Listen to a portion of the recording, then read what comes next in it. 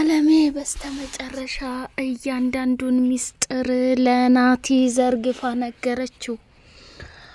አባባ ደግሞ ከዚህ በፊት የተፈጠረውን ነገር እያንዳንዱ ትሁቴ ስለነገረችው በጣም ተገረመና ደንግጦ ቀረ።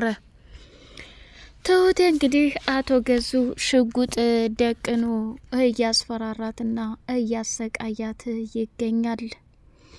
እባክህ አቶ ጊዜ እኔ ምንም ያደረኩት ነገር የለም። ባልሰራሁትና ባላደረኩት ነገር እንድታሰቃየኝ በፍጹም አልፈቅድልህም። እኔ አለሜን በጭራሽ አላየሁም ብላ 4 ነጥብ ብትደመድምም በጭራሽ ሊሰማትም ሆነ ሊያምናትም አልቻለም። ቤቲ ደግሞ እንድትረዳትና እንዲሁም ደግሞ የተፈጠረውን ነገር እያንዳንዱ እየለመነቻትና እባክሽ አግዥኝ ቤቲ፣ ገዛኸኝ አንቺን ይሰማሻል። እኔ ልጄ በህይወት ማጣትም ሆነ እንድትሞትብኝም እንድትሰቃይብኝ አልፈልግም። እሷ እኮ ህጻን ልጅ ናት። በቃ እኔን የፈለገውን ነገር ማድረግ ይችላል ብላ ቀወጠችው። ቤቲም ደግሞ ትሁት ገዜ በጣም ከባድና አደገኛ ሰውዬ ነው። ይህንን ያደርጋል ብዬ እኔ በጭራሽ አላስብምም አልገምትምም ነበር። አሁን ላይ ግን ከምልሽ በላይ እጅጉን በጣም ልቤን ሰብሮታል። እያየሽው አንቺን ለማስጣልና አጠገብሽ እንዳይደርስ ብዙ ነገር እያደረግኩ ነበር። እሱ ግን በጭራሽ ሊሰማም አልቻለም። ታዲያ ጥፋቱ የኔ ነው እንዴ? ያልሆነና የሆነውን ነገር እየደበላለቅሽ አንቺም ችግርና መከራ ውስጥ እንድትገቢ አልፈልግም። ትሁት አሁን ላይ በጣም ያስፈራል። አይደለም ላንቺ እኔንም ለራሱ በዚህ ጉዳይ ላይ ከገባሁኝ እንደሚገለኝና እንደሚደፋኝ እያየሹ ነው። ብቻ ወደ ምኝታ ክፍል እኔ ልሄድና በስልኬ የሆነ ነገር አደርጋለሁ እያለች አለቻት።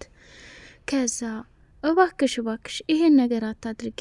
ዛሬም ነገም ሌላ ችግር ቢፈጠር እድሜ ልካችንን መሰቃየትም ሆነ እንደዚህ አይነት ነገር እንዲፈጠር አልፈልግም እያለች እየተማጸነቻት ነበረ። ሰላም ውድ የተከበራችሁ የተወደዳችሁ የቻናሌ ቤተሰቦች፣ እጅግ በጣም ተወዳጁና በጉጉት ስንጠብቀው የነበረው የትሁቴ ድራማ እንደቀጠለ ይገኛል። ቻናሉን ላይክ፣ ሰብስክራይብ ማድረጋችሁን አትርሱ። ትሁቴ በስተመጨረሻ በአቶ ገዛኸኝ እጅ ገብታ እየተሰቃየችና መከራዋን እያየች ትገኛለች። መጨረሻ ላይ እንግዲህ ወይኔ ጉዴ፣ ጭራሽ ነው በገዛ እጄ የአለምዬን ህይወት አተርፋለሁ ብዬ መጨረሻ ላይ ስቃይ ገባሁ አይደል? ይሄ እኮ ለኔ አይገባም ነበር። ቆይ ምንድነው ማድረግ ያለብኝ እያለች ስልኳን ከፈተችና ለአባባም ደግሞ ልጅቱ እንደተያዘችና እየተሰቃየች መሆኑን ስትነግረው በጣም ደነገጠ። ትሁቴ እኔ ለሁሉም ነገር መፍትሄ እንትንላለሁ፣ አንቺ ብቻ ተረጋግተሽ ራስሽን ጠብቂ፣ ሌላ ችግር ውስጥ ገብተሽ መከራና ስቃይሽ እንድታይ አልፈልግም ብሎ ሲላት፣ አባዬ እኔ እዚህ ላይ እንግዲህ በጣም ፈርቻለሁ። በዛ ላይ ደግሞ አንድና ብቸኛ ልጄን እንዴት እንደዚህ ያደርጋል? ምን አይነት አረመኔነትና ጨካኝ ነው? አለሜ አሁን እኔና አንቺ ወደ ፖሊስ ጣቢያ መሄድ አለብን። ወደ ፖሊስ ጣቢያ ሄደን እውነታውን ዘርግፈን መናገር አለብን። ፖሊስ ጣቢያማ መሄድ የለብንም። ይሄንን ነገር ገዜ ከሰማ ወይ ያንተን ልጅ ትሁቴን ወይ የኔን ልጅ ትሁቴን ይደፋቸዋል፣ ናቲንም ይገልብኛል። በቃ ለናቲ መደወል አለብን ብላ አለች። ወደ ናቲ ጋር ተደወለና ናቲ ደግሞ እንግዲህ ያለበትን ሁኔታ ከአለምዬ ጋር ከተገናኘ በኋላ እውነታውን ሲነግራት እሷም ራሷን መቆጣጠር አቃታትና በቃ አንተ በህይወት እያለ ሳትሞት ነው ሙቷል ልጅሽ እያሉ ሲያሰቃዩኝ የነበረው። እማዬ እኔንም እኮ አቶ ገዛኸኝ የውሸትና አስመስሎ የሌላ ሰው ቀብር አሳይቶኛል። ይህን ያክል ጭካኝና አረመኔ ሰው መሆኑን በጭራሽ አላውቅም ነበር። ግን ሁሉም ለበጎ ነው። እመንኝ እማዬ፣ እያንዳንዱ ያደረጉብሽን ነገር ዋጋቸውን እንከፍላቸዋለን። ትሁትንም እኔ ጠብቃታለሁ። ምንም ነገር አይፈጠርም። አንቺ ብቻ ተረጋጊ እያለ እናቱ ካለችበት ጭንቀትና መከራ ለማውጣት ብዙ ነገሮችን ጣረ ማለት ነው። የእናትና የልጅን ፍቅር ሲመለከት አባባ ደግሞ ደነገጠና ወይ ጉድ! ምን አይነት ተአምር ነው? የሰው ልጅ ክፋት ይሄን ያክል በህይወት እያለ ለነገሩ ከቲና የማይሻሉ ቤተሰቦች ናቸው። ቲናስ ቢሆን ለእኔ የሬሳ ሳጥን አስገዝታ አባት ተቀብሯል ብላ ልጅን ካሌብን ልታሳምነው አልነበር እንዴ? የእነዚህ ደግሞ በጣም የተለየ ነው። ምን አይነት አረመኔነትና ጉድ አይነት ፍጥረት ናቸው እያለ አባባ በጣም ውስጡ ስለተሰበረና ስላዘነ ይህንን ነገር ለማስረዳት በጣም ተቸገረ ማለት ነው። ትሁት እንግዲህ አለሜን እንደምንም ብላ ከዛ ቦታ ላይ እንትን ካለች በኋላ ቀጥ ብላ ወደ አባባ ቤት ይዛት ልትሄድ ስትል መንገድ ላይ አቶ ገዜ ሲደርስባቸው እሷም ደግሞ ፊት ለፊት ላይ ቆመችና መንቀጥቀጥና መደናበር ጀመረች። ትሁት በዚህን ምሽት ምን አባሽ ትሰሪያለሽ ብሎ ሲያፋጥጣት እንዴ ገዜ ሱቅ እየሄድኩ ነበር እቃ ልገዛ ብላለች። ከዛ የምን እቃ ነው የምትገዢው? ማን ነው በዚህ ሰዓት እቃ ግዢ ብሎ ያለሽ? አባዬ እማዬ እያለች መደናበር ጀመረች። ቆይ ልጅቱ ምን ሆነሻል? አሁን ሽንኩርቱ ምናምን ተዩና ነይ ቀጥ ብለን ወደ ቤት መሄድ አለብን አላት። ወደ ቤትም ተሄዱ በኋላ በሚገርምና በሚደንቅ ሁኔታ ስሚ አንቺ ያለኔ ፍቃድና ያለኔ ትዕዛዝ ሁለተኛ ከዚህ ከቤት ብትወጪ ልጅሽን ማንቁርቷን ይዤ ነው የማሰቃያት ብሎ አላት። እንዴ ቆይ ከልጄ ውጭ የምታውቀው ነገር የለም እንዴ? እኔ ምንም እኮ ያደረኩት ነገር የለም። ተናገርኩ። ካሁን በኋላ ምንም አይነት ነገር ይፈጠር ምንም እኔ ሳዝሽ ብቻ ነው መውጣት የምትችው ብሎ አላት። እሺ ብላ ወደ ክችን ሄደችና አባባ ጋር ደወለችና አባዬ አለሜ በመታጠፊያው እኛ ሰፈር ላይ ናት፣ ቶሎ ድረስላት ሳትመለስ ብላለች። አለሜም እንግዲህ ትሁቴን ገዜ ይዟት ሲሄድ ተጨነቀችና ውይ ትልቅ ችግር ተፈጠረ። አሁን ማድረግ ያለብኝ ነገር ቢኖር ቀጥ ለጥ ሰጥ ብዬ ወደ ቤት መመለስ ነው ያለብኝ። ምክንያቱም እኔ አሁን ወደ ቤት ካልተመለስኩኝ ትሁትን ችግር ውስጥ ያስገቧታል።